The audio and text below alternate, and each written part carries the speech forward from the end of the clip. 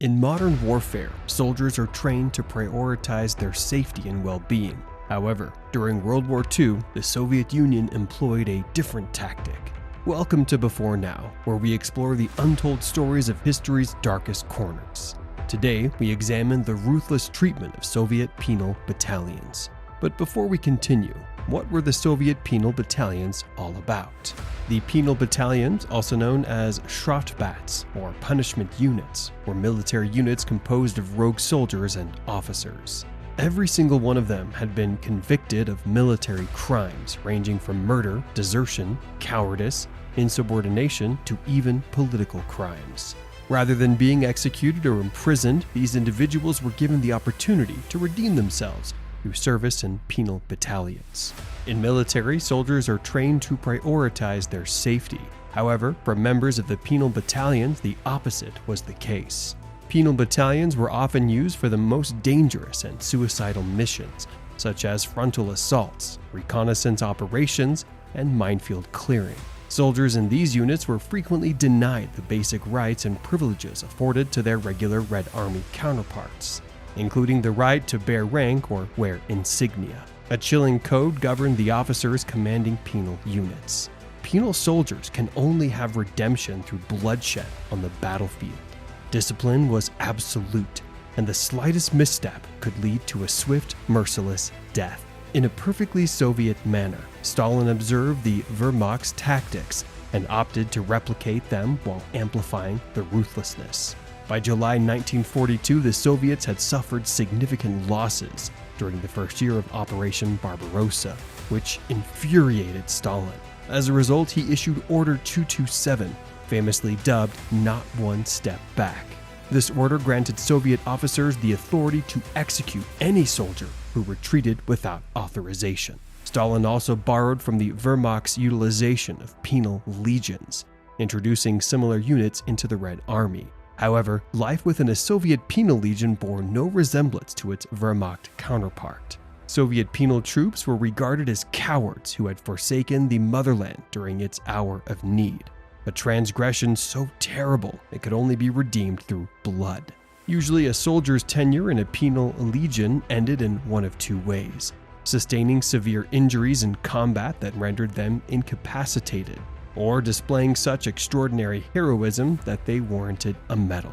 Although soldiers could theoretically leave a penal legion upon completing their sentence, often 3 months or less, this was rarely the case. One notable example of the harsh realities of Soviet penal units was the first independent penal company of the 57th Army. Between August 1942 and September 1945, 3,348 soldiers passed through its ranks, with devastating consequences. 25% were killed or missing, 58% were wounded, 14% were pardoned for exceptional bravery, and merely 3% were released after serving their sentences. Officers were frequently convicted of cowardice for issuing retreat orders. However, their troops were often absolved of blame, as they were merely following commands.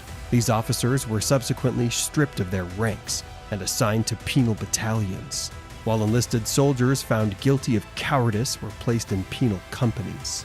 Contrary to the notion that penal units were merely disposable forces recklessly thrust into the front lines, they were in fact elite shock troops. The Red Army officers, despite their demotion, possessed considerable experience and maintained the ability to collaborate effectively with other units. With their ranks, pay, and privileges revoked, these officers had the most to gain from reinstatement to their original units. When hundreds of men sharing a desperate desire for redemption were united, the result was a formidable stormtrooper force. Given that their only paths to redemption were either receiving the prestigious Order of Lenin or being carried off the battlefield on a stretcher, these soldiers fought with unparalleled ferocity. Despite their elite status, attrition rates in Soviet penal units exceeded those of all other Soviet infantry units. The highest rates were observed in penal company units, composed solely of convicted soldiers rather than officers. Due to their lower combat morale, discipline within these companies was significantly harsher than in penal battalions. Lacking decent pay and privileges, these soldiers had far less motivation to fight. For most, survival was their primary objective. Their existence was a constant, desperate struggle.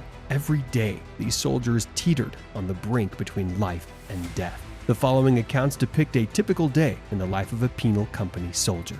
The 123rd Independent Penal Company, with a full strength of 670 soldiers, was ordered to assault a bridge. By the end of the day, only 47 men remained alive, as the mission ultimately failed.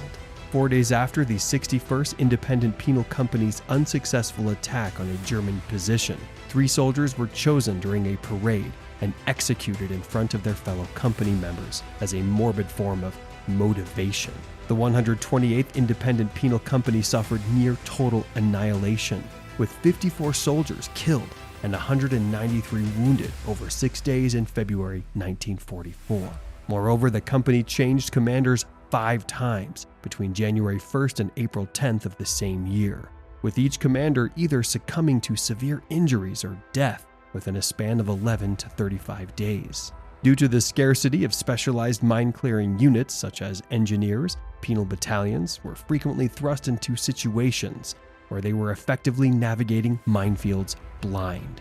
The high demand for these experts on the Eastern Front meant that regular units were also often undersupplied with such personnel, leading to the hazardous deployment of penal battalions in situations where they were ill-equipped to handle the threat of mines. Although it seemed like the penal unit was sent into these horrible situations with complete disregard for their well-being, it is important to consider the ongoing war on the Eastern Front. The war between the Germans and the Soviets on the Eastern Front was one of the most brutal and destructive conflicts in human history.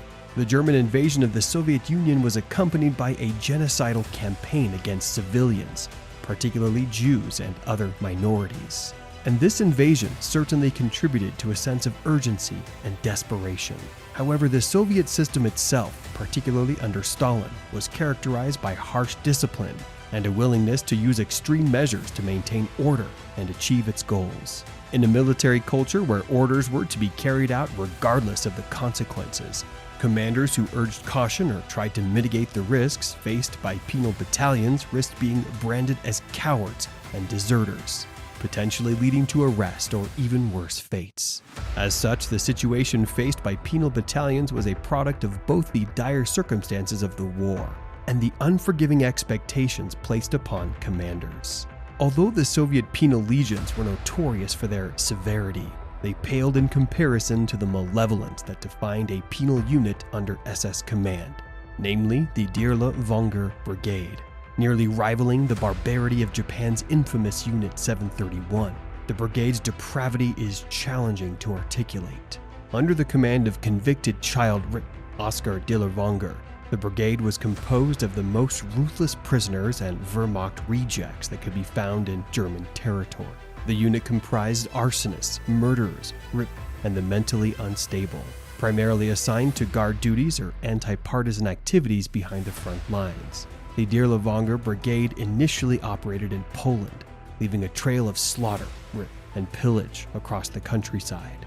Following a complaint from a high-ranking SS official, the brigade was relocated to Byelorussia, where Dirlewanger continued his reign of terror against the local population.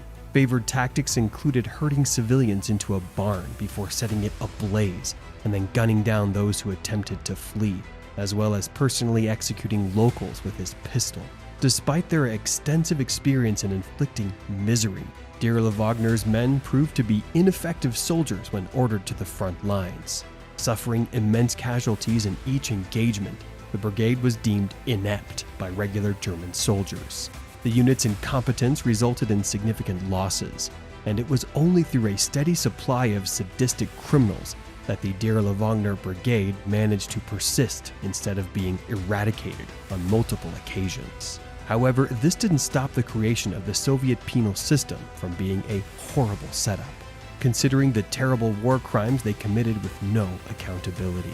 Since the Soviet penal units consisted of convicted criminals, it was almost anticipated that they would engage in heinous acts, such as massacring civilians, and executing prisoners of war. These atrocities were often justified as retaliation against enemy combatants, as well as a means to instill fear in the local populations. The Soviet leadership's tacit acceptance of these crimes contributed to the pervasive culture of impunity that surrounded these units. In 1945, the Soviet penal units in East Prussia were involved in the systemic execution of civilians, and the mass of women in the town of Nemmersdorf, now known as Mayakovskoye.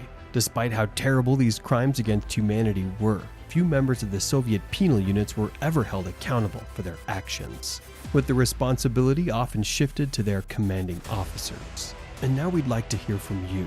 Do you think their actions are a reflection of the brutality they faced as members of the penal battalions, or were they just the true reflections of individuals of the penals? Drop your thoughts in the comments section below.